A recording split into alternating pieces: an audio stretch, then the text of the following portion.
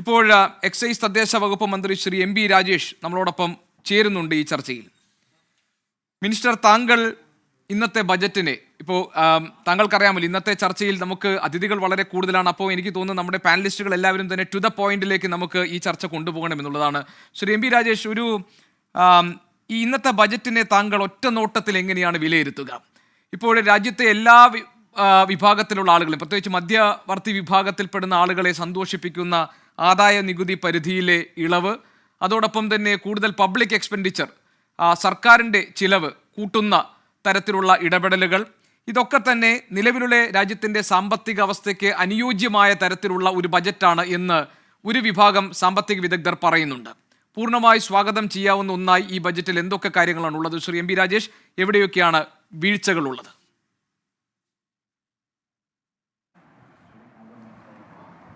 ഈ ബജറ്റ് അവതരിപ്പിച്ചത് ഇന്ത്യൻ സമ്പദ്ഘടന അതീവ ദുർഘടമായ ഒരു സാഹചര്യത്തിലൂടെ കടന്നു പോകുമ്പോഴാണ്. ഇന്നലെ പാർലമെൻറ്റിൽ അവതരിപ്പിച്ച എക്കണോമിക് സർവേ എന്താണ് ഇന്ത്യൻ സമ്പദ്ഘടനയുടെ ഇപ്പോഴത്തെ സ്ഥിതി എന്നതിലേക്ക് വിരൽ ചൂണ്ടുന്നുണ്ട്. 2 ദിവസം മുമ്പാണ് റോയിട്ടേഴ്സിൻ്റെ റിപ്പോർട്ട്, ജനുവരി 29-നാണ് റോയിട്ടേഴ്സിൻ്റെ റിപ്പോർട്ട് ഇന്ത്യൻ സമ്പദ്ഘടനയെക്കുറിച്ച് ബജറ്റിൻ്റെ പശ്ചാത്തലത്തിൽ വന്നത്. ഇതിലെല്ലാം വ്യക്തമാകുന്ന ചില കാര്യങ്ങളുണ്ട്.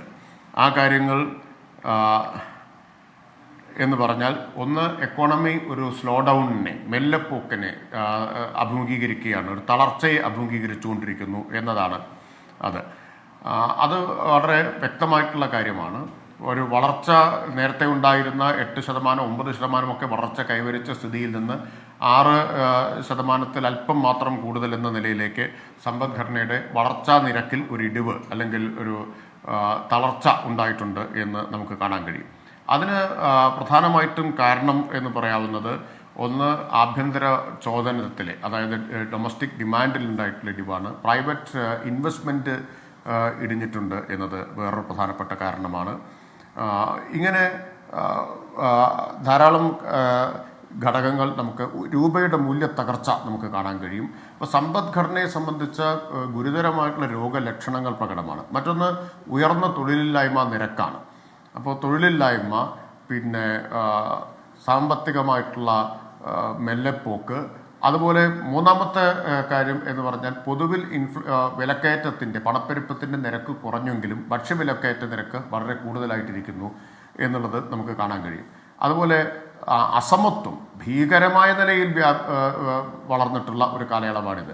അതിതീവ്രമായിട്ടുള്ള അസമത്വത്തിൻ്റെ വ്യാപനം നമുക്ക് കാണാൻ കഴിയും. എക്കണോമിക് സർവേ തന്നെ ഇന്നലെ ചൂണ്ടിക്കാണിച്ചിട്ടുള്ളൊരു കാര്യം എന്താണെന്ന് വെച്ചാൽ, ഇപ്പോൾ ലാഭത്തിൻ്റെ വിഹിതം വർദ്ധിക്കുകയും കൂലി, വേതനം വിഹിതം കുറയുകയും ചെയ്യുന്നു എന്നതാണ്. അത് മുരടിച്ചു നിൽക്കുകയും ചെയ്യുന്നു എന്നുള്ളത് വേറൊരു രോഗലക്ഷണമാണ്. ഇന്നലെ തന്നെ എക്കണോമിക് സർവേ ചൂണ്ടിക്കാണിക്കുന്നുണ്ട്. Higher profit share, stagnant wage growth, slowing economy.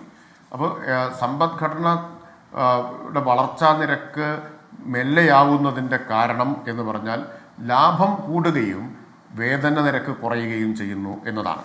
അപ്പോൾ ഇത്തരത്തിലുള്ള പ്രശ്നങ്ങളെ അഭിസംബോധന ചെയ്യാനുള്ള നടപടികളാണ് ഈ ബജറ്റിൽ നിന്ന് നമ്മൾ പ്രതീക്ഷിച്ചത്. പക്ഷേ അത്തരം നടപടികളൊന്നും ഈ ബജറ്റിൽ ഉണ്ടായിട്ടില്ല എന്ന് നമുക്ക് കാണാൻ കഴിയും. കൊട്ടിഘോഷിക്കുന്ന കാര്യം എന്നത് ഇൻകം ടാക്സിൻ്റെ പരിധി ഉയർത്തി എന്നതാണ്. 12 ലക്ഷം വരെ ആക്കിയിട്ട് ഉയർത്തി എന്നതാണ് വളരെ കൊട്ടിഘോഷിക്കുന്ന ഒന്ന്. അതിന് കൃത്യമായ രാഷ്ട്രീയ ലക്ഷ്യങ്ങളുണ്ടെന്ന് നമുക്ക് എല്ലാവർക്കും അറിയാം. അപ്പം അതുകൊണ്ട് ഈ പശ്ചാത്തലത്തിൽ ഈ ബജറ്റ് ഇതിനെയൊന്നും അഭിസംബോധന ചെയ്യാൻ പോകുന്നതല്ല. യഥാർത്ഥത്തിൽ ചെലവ് വർദ്ധിപ്പിക്കുകയല്ല, വെട്ടിച്ചുരുക്കുകയാണ് ചെയ്തിട്ടുള്ളത്. കോൺട്രാക്ഷണറി ആയിട്ടൊരു ബജറ്റാണ്. 0.3% ഇടിവാണ് GDP-യുടെ ഒരു അനുപാതവുമായിട്ട് താരതമ്യപ്പെടുത്തി നോക്കുമ്പോൾ നമുക്ക് കാണാൻ കഴിയുന്നത്. ഞാനൊരു ഒറ്റ കാര്യം കൂടി താങ്കളുടെ ശ്രദ്ധയിൽ കൊണ്ടുവന്നിട്ട് ഞാൻ മറ്റ് പാനലിസ്റ്റുകളിലേക്ക് പോകും. മിനിസ്റ്റർ, 2 കാര്യങ്ങൾ മാത്രം. അതായത് ഒന്ന്, ഈ പബ്ലിക് എക്സ്പെൻഡിച്ചർ കൂട്ടുകയാണല്ലോ. അതായത് അത് സ്വാഭാവികമായിട്ടും അടിസ്ഥാന സൗകര്യ വികസനം, റെയിൽ, റോഡ് വികസനത്തിലേക്കൊക്കെ ആ പണം ചിലവഴിക്കപ്പെടുമ്പോൾ സ്വാഭാവികമായിട്ടും അതിന് ആനുപാതികമായി നിർമ്മാണ പ്രവർത്തനങ്ങളൊക്കെ കുറെ കൂടി ചലനാത്മകമാവുകയല്ലേ. കൂടുതൽ ആ നിലയിൽ സമ്പദ്ഘടനയിൽ ഒരു ചലനം ഉണ്ടാക്കുക എന്നതല്ലേ സർക്കാർ ലക്ഷ്യമിടുന്നത്? അതൊരു നെഗറ്റീവ് ട്രെൻഡായി താങ്കൾക്ക് കാണാൻ കഴിയുമോ? രണ്ടാമത്തെ കാര്യം, ഇത് ഒരു വളരെ പൊളിറ്റിക്കൽ റീസൺസ് ഉണ്ട്. ഇപ്പോൾ ഒരൊറ്റ സെക്കൻഡ് സാർ, ഒറ്റ സെക്കൻഡ്, ഇതൊന്ന് രണ്ടാമത്തെ ലൈനും കൂടെ പറഞ്ഞു കഴിയുമ്പോൾ താങ്കൾ ക്ലിയർ ആവും. താങ്കൾ പറഞ്ഞ ഒരു പൊളിറ്റിക്കൽ റീസൺ ഉണ്ട്. ഇപ്പോൾ ഈ ആദായ നികുതി പരിധി എക്സ്പാൻഡ് ചെയ്തതിന് പിന്നിൽ ചില കാരണങ്ങൾ ഉണ്ടെന്ന് താങ്കൾ പറയുമ്പോൾ തന്നെ ഇന്ത്യയിലെ മധ്യവർഗ വിഭാഗത്തിലേക്ക് കൂടുതൽ പണം എത്തുകയും ആ പണം വിപണിയെ ചലിപ്പിക്കാൻ പാകത്തിലുള്ളത് ഒന്നായി മാറും എന്നുമുള്ളൊരു കണക്കുകൂട്ടൽ കൂടി കേന്ദ്ര സർക്കാരിനുണ്ട് എന്ന് പറഞ്ഞാൽ അത് നിഷേധിക്കാൻ കഴിയുമോ? ഒരു കാര്യം കൂടി അതിനോട് ചേർത്ത് വെച്ച് താങ്കൾ പറഞ്ഞതുപോലെ തന്നെ ഇത് ഈ വളർച്ചാ നിരക്കിലെ പോരായ്മ എന്നതൊരു വലിയ പ്രശ്നം തന്നെയാണ്. ഗ്രോത്ത് റേറ്റിൽ കുറവുണ്ട്. അതേസമയം തന്നെ ലോകത്തെ പല രാജ്യങ്ങളുടെയും സമ്പദ്ഘടനയുമായി തട്ടിച്ചു നോക്കുമ്പോൾ വളർന്നുകൊണ്ടിരിക്കുന്ന ഒരു സമ്പദ്ഘടനയാണ് ഇന്ത്യയുടേതെന്ന അവകാശവാദത്തെ താങ്കൾ അംഗീകരിക്കുമോ? ഈ കാര്യങ്ങൾ കൂടി പറഞ്ഞ് ഞാൻ മറ്റ് പാനലിസ്റ്റുകളിലേക്ക് പോകും. ഒന്നാമത്തെ കാര്യം, ഇവിടെ ആളുകളുടെ കയ്യിൽ പണം എത്തിക്കാൻ വേണ്ടിയിട്ട് സ്വീകരിച്ച നടപടിയാണ് ഇൻകം ടാക്സ് പരിധി ഉയർത്തിയത് എന്ന് പറയുന്നതിൽ വലിയ കഥയില്ല. കാരണം ഇന്ത്യയിൽ എത്ര പേരാണ് ഇൻകം ടാക്സ് കൊടുക്കുന്നത്? ജനസംഖ്യയിൽ 2% പേര്, 8% പേര് ഇൻകം ടാക്സ് റിട്ടേൺ ഫയൽ ചെയ്യുന്നുണ്ട്. പക്ഷേ 2% പേരാണ് ഇൻകം ടാക്സ് നൽകുന്നവർ.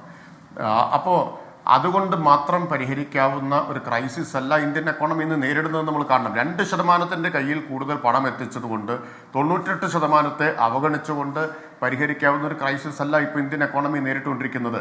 അതാണ് ഒന്നാമത്തെ കാര്യം. പിന്നെ ഇവിടെ ചൂണ്ടിക്കാണിച്ചത് ഈ ചെലവ് പബ്ലിക് എക്സ്പെൻഡിച്ചർ കൂട്ടുന്നു എന്നാണ്. ഞാൻ നേരത്തെ പറഞ്ഞ കാര്യം ശ്രദ്ധിച്ചില്ലെന്ന് തോന്നുന്നു. യഥാർത്ഥത്തിൽ പബ്ലിക് എക്സ്പെൻഡിച്ചർ കൂട്ടുന്നു എന്ന വാദത്തിൽ കഴമ്പില്ല.